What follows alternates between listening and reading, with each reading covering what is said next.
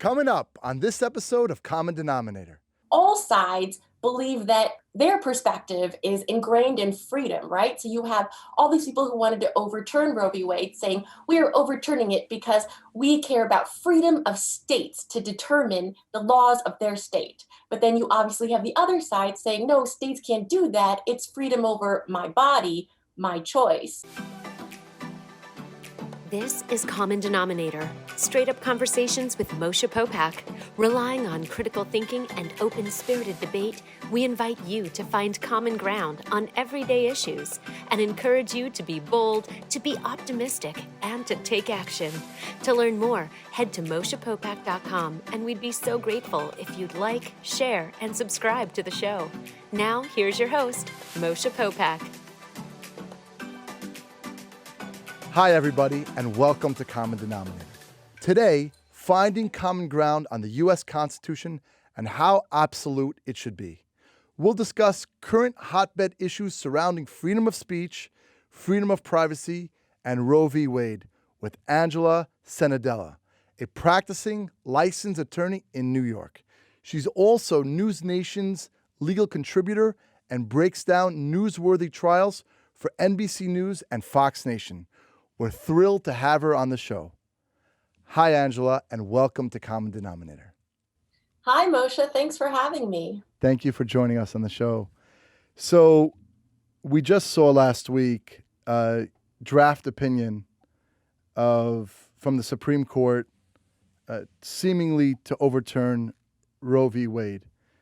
So tell us about, just so we have a framework, tell us about the two sides of the argument whether abortion should be constitutionally a right and not. What are the two sides of the argument?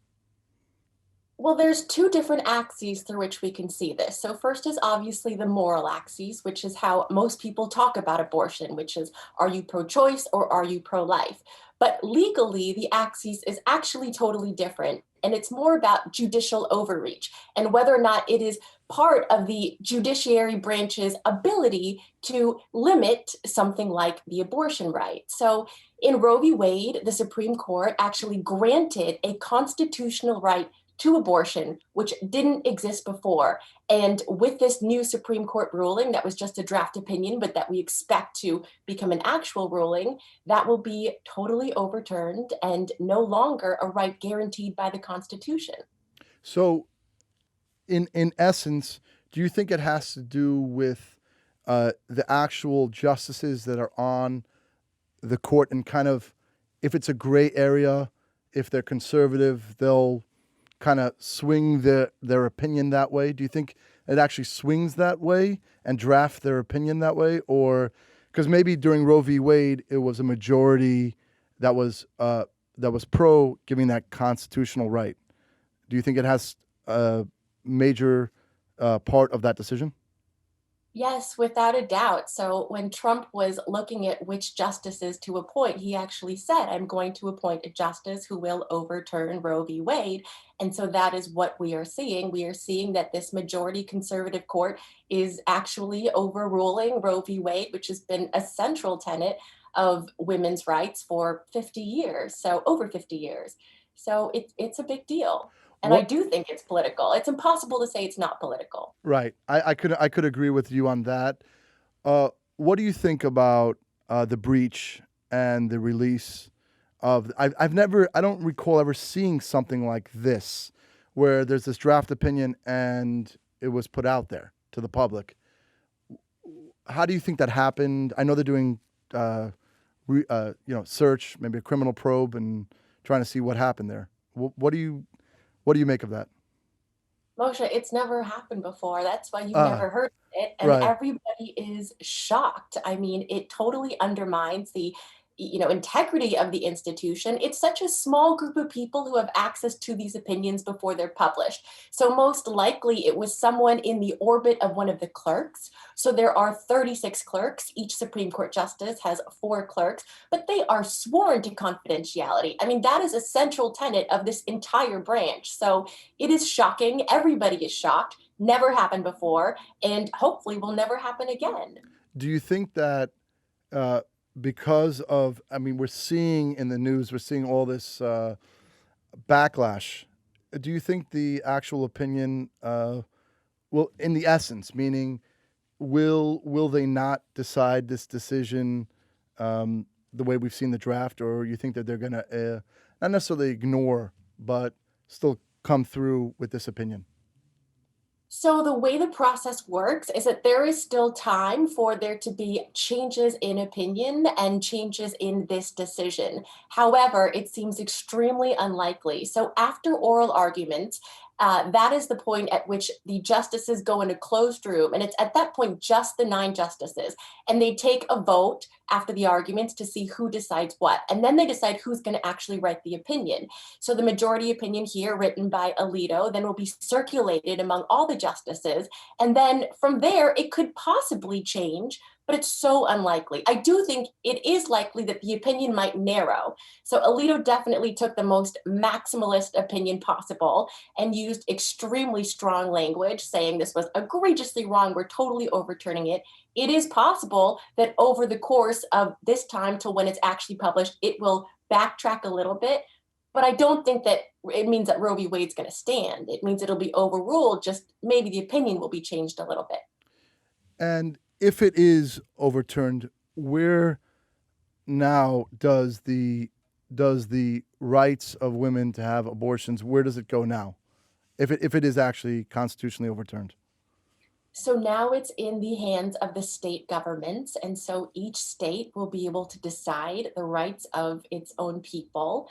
And so it doesn't mean that abortion is automatically illegal across the whole country. It just means that it's now in the state's hands to make that decision. So I think what's interesting here is that all sides believe that their perspective is ingrained in freedom, right? So you have all these people who wanted to overturn Roe v. Wade saying we are overturning it because we care about freedom of states to determine the laws of their state. But then you obviously have the other side saying no, states can't do that. It's freedom over my body, my choice. So all sides are directing this. It's very muddy, but we know the way that states will turn based on whether or not they're blue or red. Well, obviously, I've seen people make analogies to kind of what we've been going through the past 2 years, where government kind of mandating in certain instances the vaccine, right? So as far as under the guise of right to privacy, you can make this argument that if you have a right to that privacy, a right to choose on your body what to do, is there another side to the argument that now you also have a right to choose whether to get vaccinated or not? Or is there further understanding to that, the other side of the argument? Yeah, I see where you're going with this question. And I think it's fascinating that both sides are using this phrase, my body, my choice, for like literally opposite issues and opposite sides of the spectrum.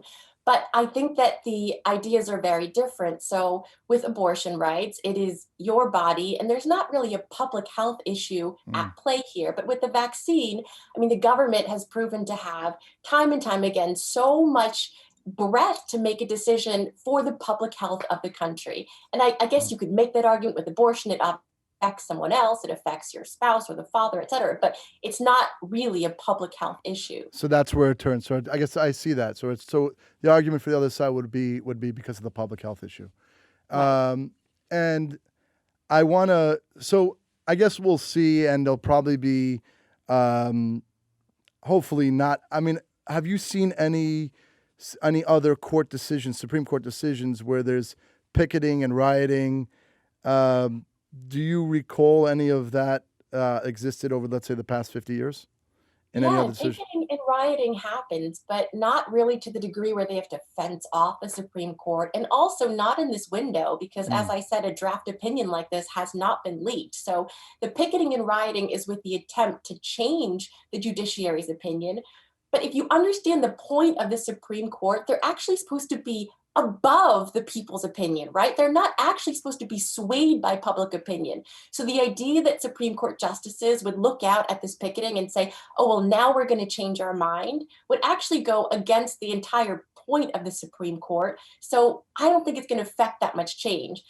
But it's obviously so controversial because women for half a century have thought this to be, taken this for granted pretty much. Right. I wanna turn, and it's been giving me such a pit in my stomach watching live TV of the defamation case of Johnny Depp versus Amber Heard. From a legal perspective, what does someone have to prove? I guess in this case, Johnny Depp being the plaintiff, Amber Heard being the defendant. What is the level of proof that Johnny Depp has to prove and his legal team have to prove as far as winning a defamation lawsuit? So, winning a defamation lawsuit is extremely difficult. And I think that it is for good reason because we have such strong First Amendment protections. So, that's why the burden of proof in a defamation trial is extremely high. Now, when you watch this trial, you might think it's just about who abused who more or who was more toxic. But really, it's about whether or not Johnny Depp ever made Amber Heard feel like a victim of abuse, because the question is over the truth of her statement that she was a victim. So all we're arguing over here is whether or not she was a victim. It doesn't matter whether or not it was one time or 100 times that Johnny Depp did something. All that matters is one time Amber Heard may have felt that she was a victim and she will win. So the burden of proof on Johnny Depp's side is so high. He has to prove he never, ever, ever, ever once abused her. How do you prove that? Right. It seems very hard. I see, and then just the mere fact, I was seeing that there's experts on both sides. So just the mere fact that it's gray, and then his testimony, her testimony, very high barrier, like you're saying, to prove that case. It's just a shame that they both have to go through that. I don't know, I don't know. He claims he lost $40 million in jobs. Nobody knows the truth. I always say there's this side, that side, and the truth. The whole thing is just a shame. Lawyers are making millions of dollars, and everything's public. And I think it's just going to drag on. And he's trying to. And I know also he lost his libel case. What's the difference between that case in the UK and this case that's going on here? So, well, first of all, the UK has a different set of laws, so they have a different definition of defamation. But in the UK, it was over being called a wife beater by the Sun. And I mean, there he fully lost. And he lost so badly because the judge ruled that there was overwhelming evidence that she had been abused. I believe it was 12 out of the 14 times. So in this case in the US, she only has to prove that there was one time that she felt she was a victim. So again, that's even different, right? It's about perspective. If anybody believes any part of Amber Heard's testimony, which is that she felt victimized, then he loses. Wow. I want to, and obviously in the news right now, we're also a little bit controversial. We have our friend from Tesla, SpaceX, Elon Musk, coming in to buy for $44 billion and taking private Twitter. So the argument on both sides, so his position and seemingly why he wants to buy Twitter is the idea to reinstate freedom of speech. Tell us about the landscape when it comes to this from a kind of state actor and a kind of private company or public company. What's the difference between the two when it comes to free speech? So there's a lot here because from a moral perspective, it's a question of should Twitter, given how many people use it, curtail speech here? And the answer to that is up to anyone's opinion. People have very different opinions there. But from a legal perspective, it is very clear that the First Amendment protections are only given against state actors. And actually, in the First Amendment, as I saw you read in another YouTube video, Sure. it's really just Congress. So it's about whether or not Congress, and it's been interpreted as a state actor, can limit your freedom of speech. But across time, the courts have decided that social media companies are not public actors, and so thus they can moderate content as they wish. On the flip side, there's also freedom of press, which is also part of the First Amendment. And actually, social media companies have also been determined to be almost like a newspaper where they can editorialize their own content. So it's pretty clear here that from a legal perspective, Twitter has the right to moderate however they want. But again, that's different from whether or not they should. Right. So that's exactly what I'm seeing, and I tell people that, and it's basically, as a person, right, we sign up any social media platform, Facebook, Instagram, Twitter. I believe that there's kind of this, rights and obligations is kind of where we fast click through, agree, but in the fine print, you're agreeing to certain things. So, I guess the alternative will be if you don't agree with the board of directors or the people that are moderating the speech, then it would seemingly be don't join that social media platform. Right. So you have total choice whether or not you want to join a social media platform. It's very different from whether or not you are not allowed to speak on like a public sidewalk, right? So that's the big difference here. So yeah, it makes sense. It seems though that you cannot, I guess, be in society so much. It's becoming more and more in all parts of life, social media, in one way or another. So it's becoming harder to not do it, but in the end of the day, it is your choice. Well, I agree, but the courts have made a big distinction here, and that's that the fact that there are other social media platforms. So if there was literally only one social media platform in this entire country, then perhaps the courts would have ruled differently. But because you can leave Twitter, you can join Instagram, and as you said, social media is everywhere. It's growing. There's going to be a new social media platform tomorrow. There's Truth now. There's so many that your voice is not curtailed. And it is important that the First Amendment has always been known to not just give you the right to say whatever you want, whenever you want. There are limits. Right. So on those limits, is there overreach by the government for hate speech or speech that incites violence in reference to, let's say, social media? Or is it just governed by kind of that board of directors or those people that are hired by Twitter or Instagram or Facebook? It's technically governed by the social media platform, but you can always use that as evidence if you are doing, for example, a defamation lawsuit. Like everything in social media these days has turned into evidence in almost every lawsuit I've seen. So it can be used as evidence against you, but it's not going to be the government stepping in and curtailing speech. Right. This is just something personal for me, because I was in New York September 11, and something that I just kind of followed, going to the constitutional issue. It seems like right, the World Trade Center fell, and a lot of things came out of that, and people or governments make quick moves, seemingly. Did we lose as a people and a constitution?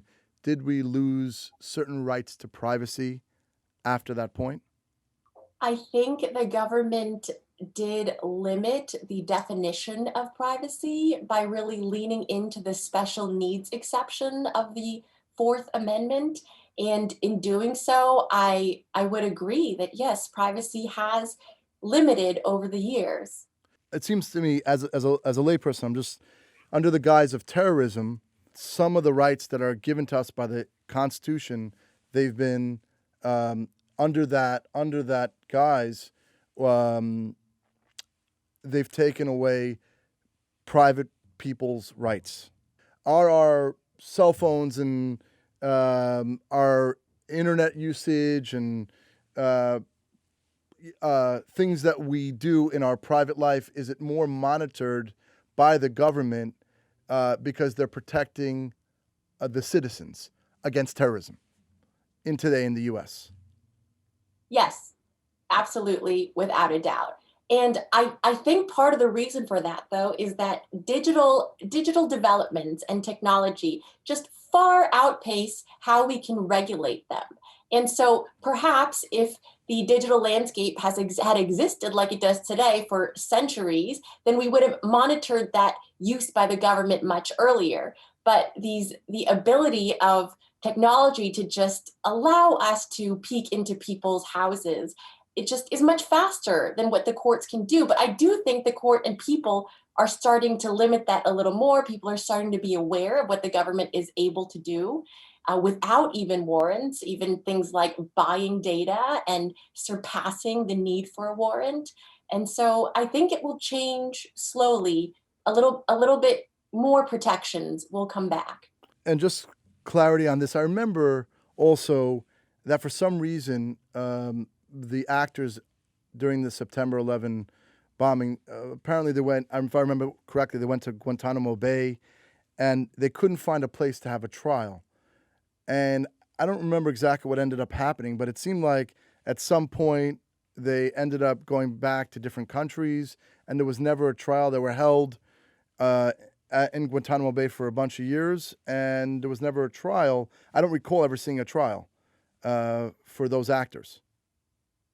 You're And right. I mean, that did happen, and I think that there's a lot of exceptions given to military in wartime because it's a question of how to balance, right, public safety and public health, and like that's where the mask mandates are coming in versus the rights of citizens. And also, these people in Guantanamo weren't actually citizens, so that even makes this a lot trickier. right. So what? Let's. I just want to go to that for a second. The public health right, is that a given right to government, and where is that? Is that in the Constitution? Well, what we're seeing in the news now is a question of whether or not the CDC or Biden, as an agency, can make these decisions for the whole country. And I think it's pretty clear that these are state rights. So, state mandates to have masks for public health reasons are totally within their rights and just cannot be taken away. But the question of whether or not the CDC or the president can do it is a question of executive versus congressional power, legislative power. So Congress could easily make all sorts of rules for public health. But we haven't really seen that yet because again, Congress is a little bit slower to act than, one body that's like Biden or CDC. So it is squarely in the right of Congress to make these rules. But it Right seems now, Congress hasn't made a lot of rules. right. So, I mean, going back to the founding fathers and how the Constitution was developed was checks and balances. The whole reason, right? Just to let the audience know, right? So it should be Congress together with the Senate, signed off by the president if you're making laws. When I see that overreaching, not again outside of the framework, whether it's agency and from the executive branch, I think that's against process. I mean, as looking at it, I don't know what rights they can argue they have to make laws. There's a process in America for the federal government to make laws, and I think to make laws, I mean, even if you don't like it, that's why there's checks and balances. So to make everything equal. But maybe correct me if I'm wrong. That's just kind of Yeah, how. you're very right there, and a lot of people agree with you. And that's why we see, though, things like Biden passing these or making these executive orders, and then like a court in Florida turning it down and saying this is beyond your power. So I believe the checks and balances are still working because you don't just have one of these three branches just going rogue and then no one balancing them, right? So also through legislative power, they could also change what Biden is doing, Right. and courts can knock down what he's doing. So I think it's working. Yeah, and I saw that. I saw obviously under the Trump administration and the Biden administration, both sides, they're taking these executive power liberties, right? And we saw the Constitution. Saw the Supreme Court turn down some of the CDC decisions as well. I know, which was also fascinating on your bio, that you worked with the U.S. Attorney's Office on organized crime. How was that experience? It was eye-opening and it was a little frightening, but it was amazing. I don't have an extensive experience in criminal law, but I found it to be just amazing seeing what our U.S. attorneys are doing to eliminate crime. It's kind of like, I guess, white collar crimes. Was that the idea, or how would you say, like, maybe one of your most one of your greatest experiences as far as learning? Yeah. Well, I was an intern there, and Right. so I was interning every day in the trial room with a mob boss. So no, it was not white collar. Oh, It wow. was murder, Right. and it was many murders. And it was, like the offices would just be filled with grisly photographs taped everywhere, and it was an eye-opening experience. So what is it, as a fellow, I guess, lawyer, what is it about practicing law that inspires you so much? I love the ability to advocate, the ability to persuade, the ability to think about what the right argument would be.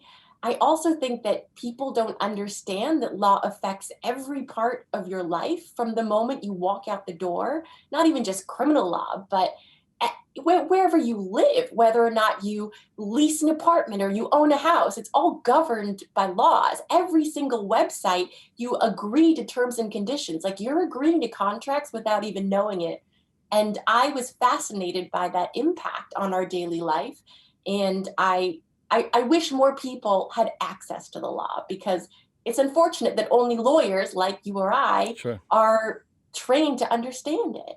Yeah, I definitely see eye to eye with you on that. That was what inspired me to go. Wherever you go, there's always these contracts and people, and they're talking in legal jargon, and you want to have a seat at the table in that conversation. So I'm a big advocate, even if you don't practice law, just to go to law school, learning how to think, learning how to write. So definitely, how can people see you on TV, follow you on social media? How can they go about doing that? I'm a legal analyst right now, a contributor for News Nation, and also appear on a few other networks as well. You can find me. I'm growing my social media presence, but right now I'm at Angela Cenedella. Well, thank you so much, Angela. Really informative and great. Thank you so much. Really appreciate Thank it. you for having me. It was a joy. Thank you. Thanks for listening to the Common Denominator podcast. Join us next week for another inspiring, impactful, and empowering conversation. To learn more about Moshe, head to MoshePopak.com. If you enjoyed this episode, feel free to share it. And we'd be grateful if you could rate, review, and subscribe to the show.